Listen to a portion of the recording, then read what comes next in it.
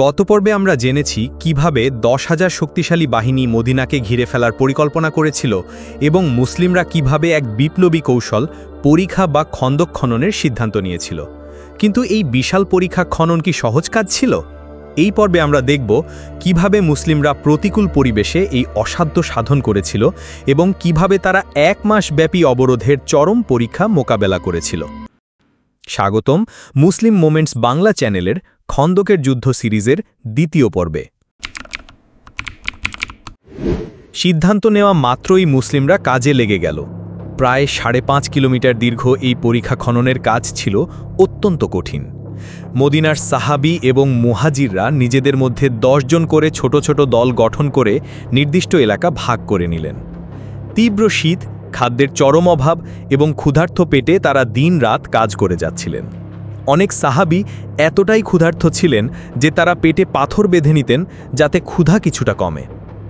সবচেয়ে আশ্চর্যের বিষয় হল নবী করিম সাল্লাল্লাহু আলাইহি ওয়াসাল্লাম নিজেও সাহাবীদের সাথে এই কাজে অংশ নিলেন।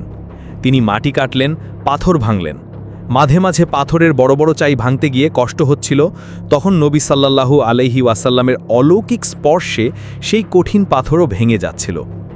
এই কাজই হয়ে উঠল মুসলিমদের জন্য এক ঐতিহাসিক প্রতিরক্ষা ব্যবস্থা।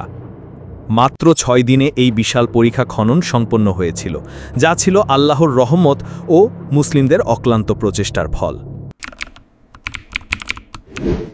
কুরাইশ ও তাদের মিত্রবাহিনী যখন মদিনার কাছাকাছি পৌঁছালো, তারা বিস্ময়ে হতবাক হয়ে গেল। তারা কল্পনাও করতে পারেনি এমন এক প্রতিরক্ষা ব্যবস্থার। তাদের সামনে ছিল এক বিশাল গভীর পরীক্ষা, যা তাদের অগ্রযাত্রা সম্পূর্ণ থামিয়ে দিল। এতদিন আরব উপদ্বীপে যুদ্ধের একটাই নিয়ম ছিল মুখোমুখি লড়াই, কিন্তু এমন কৌশল ছিল তাদের কাছে সম্পূর্ণ নতুন। এই 10,000 শক্তিশালী সৈন্যের বিশাল বাহিনী মদিনার চারপাশে অবরোধ করে ফেলল। মদিনায় মুসলিমদের সংখ্যা ছিল মাত্র 3,000। এই অবরোধ প্রায় 1 মাস ধরে চলল। শত্রুরা পরীক্ষা পার হতে পারছিল না, আর মুসলিমদের সংখ্যায় কম থাকায় বাইরে এসে সরাসরি যুদ্ধ করতে পারছিল না। মাঝে মাঝে কিছু শত্রু সৈন্য পরীক্ষা পার হওয়ার চেষ্টা করলেও মুসলিমদের তীরন্দাজদের বাধার মুখে তারা ব্যর্থ হচ্ছিল। দীর্ঘ 1 মাসের অবরোধ মুসলিমদের মনোবল ভেঙে দিতে শুরু করল। শীতের তীব্র ঠান্ডা, খাদ্যের অভাব এবং ক্রমাগত শত্রুর চাপ সব মিলিয়ে এক কঠিন পরিস্থিতির সৃষ্টি হল। ঠিক এই সময় এক নতুন বিপদ দেখা দিল।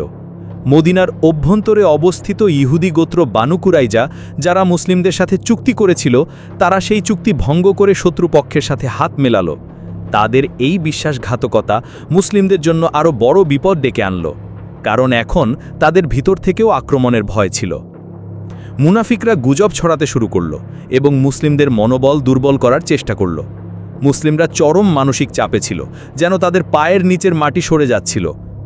যখন বাইরে 10,000 শত্রুর চাপ আর ভিতরে বিশ্বাসঘাতকতার বিষ ছড়িয়ে পড়ছে, মুসলিমদের মনে তখন এক প্রশ্ন: কিভাবে এই ভয়াবহ পরিস্থিতি থেকে মুক্তি মিলবে? যখন সব আশা ফুরিয়ে যাচ্ছিল, ঠিক তখনই এলো আল্লাহর গায়েবী সাহায্য এবং এক অবিশ্বাস্য কূটনীতির গল্প। জানতে হলে চোখ রাখুন আমাদের খন্দকের যুদ্ধ সিরিজের শেষ পর্বে, যেখানে আমরা দেখব এক অলৌকিক বিজয় এবং তার শিক্ষাসমূহ।